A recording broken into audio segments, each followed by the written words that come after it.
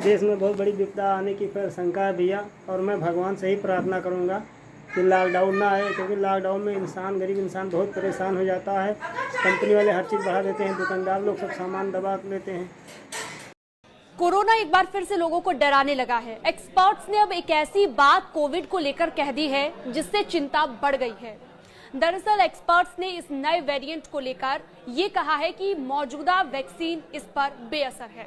इससे जुड़ी अन्य जानकारियां भी आपको दूंगी। कोविड की चौथी लहर कितने दिन तक चल सकती है, ये भी आपको इस वीडियो में बताऊंगी। अगर कोरोना की चौथी लहर आती है तो कितने दिन तक ये लहर चलेगी, वो भी इस वीडियो में मैं आपको बताने जा रही हूं। दरअसल देश में कोरोना वायरस के मामले तेजी से बढ़ रहे हैं। आज एक्टिव केसों की संख्या 1326 पर पहुंच गई है। मौत की संख्या 14 हो गई है। इनमें सबसे ज्यादा मौत अब तक महाराष्ट्र में हुई है। लेकिन इन सब के बीच चिंता की बात यह है कि एक्सपर्ट्स ने यह दावा किया है कि जिन लोगों ने वैक्सीनेशन करवाया था उन्हें भी अब सावधानी बरतने की जरूरत है।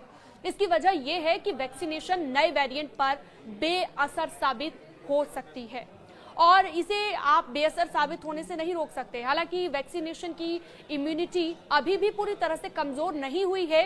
ये आपके शरीर को नए वेरिएंट से लड़ने में मदद जरूर करेगी, लेकिन पूरी तरह से कारगर साबित होगी ये कहना मुश्किल है। 2022 के बाद नए वेरिएंट की वजह से कोविड पेशेंट कई बार बढ़े, लेकिन कोई भी गंभीर स्थिति पैदा नहीं हुई।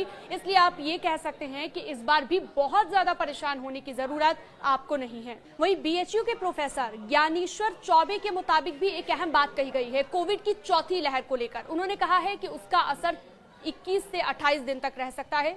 ये दूसरी लहर की तरह जानलेवा साबित नहीं होगी, ये भी उन्होंने कहा है। इसके अलावा WHO की भी बात कर लेते हैं। वर्ल्ड हेल्थ ऑर्गेनाइजेशन ने भी इसे चिंताजनक नहीं माना है। हालांकि निगरानी में रखे गए वेरिएंट के रूप में कैटेगराइज्ड इसे किया गया है। चीन सहित एशिया के दूसरे देशों में कोविड के बढ़ते मामलों में यही वेरिएंट दिख रहा है। इससे जुड़े अन्य अपडेट्स के लिए आप हमारे डिजिटल प्लेटफॉर्म पर जुड़ सकते हैं। न्यूज़ 18 को सब्सक्राइब करना बिल्कुल ना भूलिएगा।